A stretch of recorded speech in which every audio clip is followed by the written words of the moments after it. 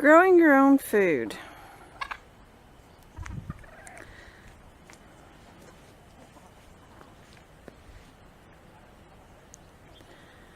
Whether you're growing your own food to be a little more sustainable, if you're doing it because you're a prepper,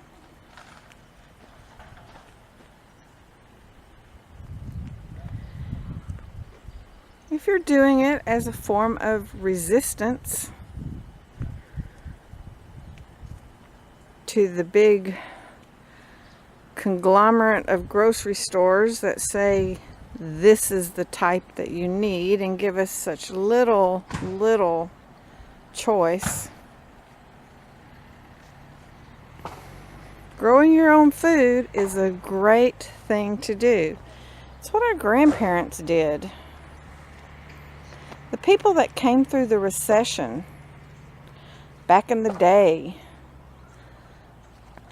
they were the ones that grew their own food for the most part. The others, they were having a hard time finding food. I love the story about the family that were up in the woods, deep in the woods, and after the recession, somebody came through and asked them how they had made it through the recession, and their response was, "What recession?" They didn't know anything about it because they were growing their own food. They were eating just fine. They were getting up every day and working in their fields and doing the things that they did every day. So they didn't know there was a recession. Oop, lens. They didn't know there was a recession. Didn't have a clue. New growth coming in for my fall garden. New growth right there.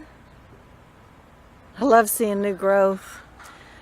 Silly, but it does get me so excited, and I can't wait. Next year, this loquat, I should have some loquats that I'm excited about. I got some this year off of my son's, and they were so good. I really liked it. New fruit coming in there. Still getting a little off these tomatoes, although it may be time to cash that in. But I leave that up to my husband because these are tomatoes that he loves. He takes them to lunch every day, so we'll wait till he's ready. New growth right there. Now these, my granddaughter Serenity planted. And these right here, my grandson Asher planted.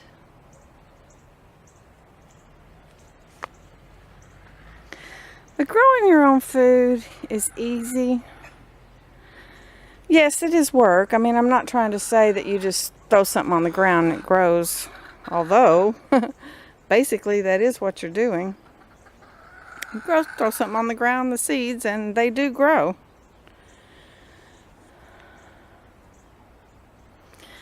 And that is going to seed, and that, and I'm going to get it right this time, this is my Aztec, the red Aztec spinach. Next year I will have a large patch of this because I love it. I eat it when the leaves are green, when they're red. I've even had some of the buds, and they say that you can fry this, and that's traditionally the way this is eaten. I'll have to look for a recipe to find out exactly how you go about it, but I know that I'll be getting seed off of that this year, and I'll be having a whole bunch more. Swiss chard still going wild. This is years and years old. Old Faithful. Always get a lot out of that. And these are the black-eyed peas coming in. New Zealand spinach.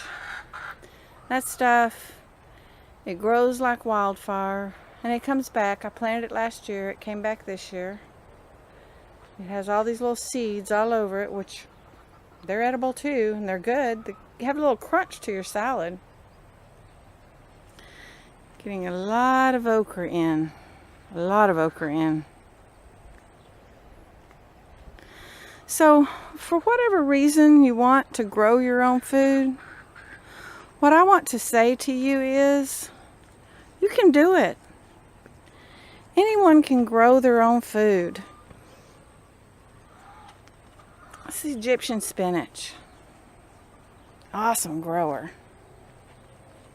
Anyone can grow their own food. I want to encourage everyone to start a garden, even if you just start with a raised bed like that. That's what we started with, that one raised bed many, many years ago. And then the next year we put in this one.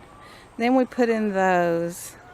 And then we put in the ones back behind me. And then we started expanding and going more into perennials and food forest type setting. Well, it's called a food forest because it grows like a forest. I mean, you have little clumps of stuff everywhere. You've got your mulch and leaves and stuff on the ground, and it comes back year after year all on its own. A great way to grow your food, perennials. And yes, we have annuals, of course. We have annuals and biennials. I save my seeds on everything. So, if you haven't started a garden yet, get a little taste of food freedom and grow your own food. It's not really hard to do. It just takes a little effort to get started. If you have the right tools, anyone can grow their own food. They can be a little more self-sustaining, a little more independent, a little less need on anyone else for your food. It'll be amazing the amount of money that you will save when you start really growing your own food. It'll amaze you. You can eat seasonally, which is very healthy for you to eat seasonally.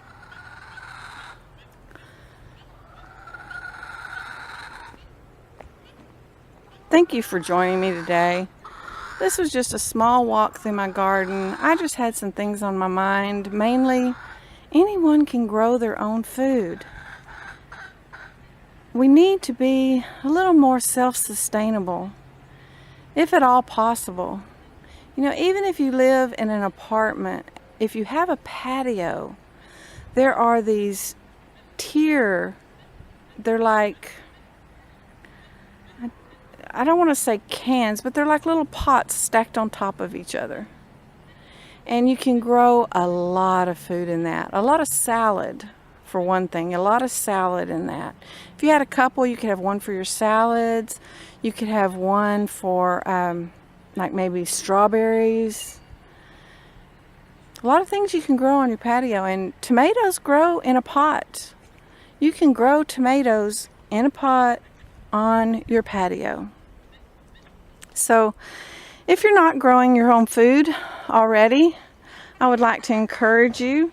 And don't think, oh, well, I have to wait till next year. No, fall is a great time to get started in growing your own food.